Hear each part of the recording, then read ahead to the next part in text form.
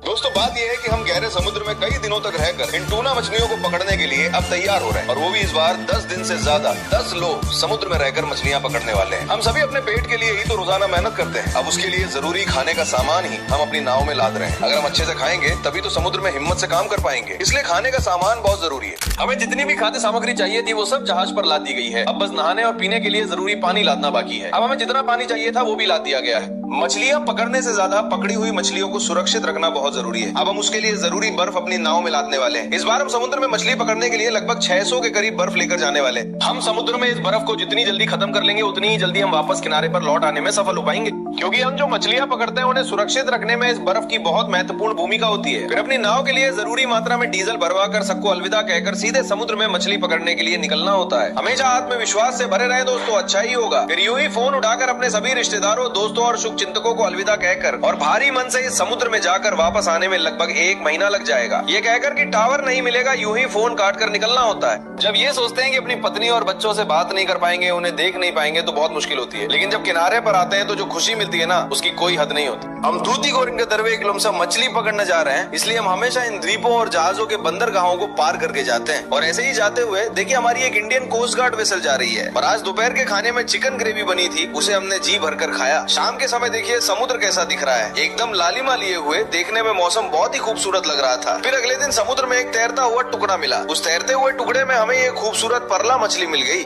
गहरे समुद्र में हम जो मछलियां पकड़ते हैं उनमें सबसे खूबसूरत मछली ये परला मछली ही है। और फिर जब हम समुद्र में जाल डालने की जगह ढूंढते हुए जा रहे थे तभी बारिश भी होने लगी। देखिए आज आसपास का मौसम कैसा है, अभी हल्की बारिश जैसा लग रहा है। हमें जाल डालने की जगह तक पहुंचने में लगभग 4 दिन लग गए। 4 दिनों के बाद इस उम्मीद में कि आज हमें समुद्र में बहुत सारी टूना मछलियां मिलेंगी, हम अभी समुद्र में जाल डाल रहे हैं। टूना मछलियां बहुत गहरे समुद्री इलाकों में रहती हैं, इसलिए हम लगभग 4 दिन यात्रा करके इस जगह पर आए हैं। अभी शाम के 6 बजे हैं। इस समय समुद्र के ऊपर आसमान कितना लाल और खूबसूरत दिख रहा है, देखा आपने? और फिर समुद्र में जाल डालने के बाद देखिए रात के खाने में हम क्या खा रहे हैं, रसम और ऑमलेट और हमारी इंडियन ओशन की मछली फ्राई। यही है जिसे हम सब मिलकर खाने वाले हैं। समुद्र पर रात का खाना हमेशा एक साथ ही होता है, बाकी समय में काम होने की वजह से तो अब एक साथ नहीं खा पाते। बस इस रात को ही सब एक साथ खाना खाते हैं।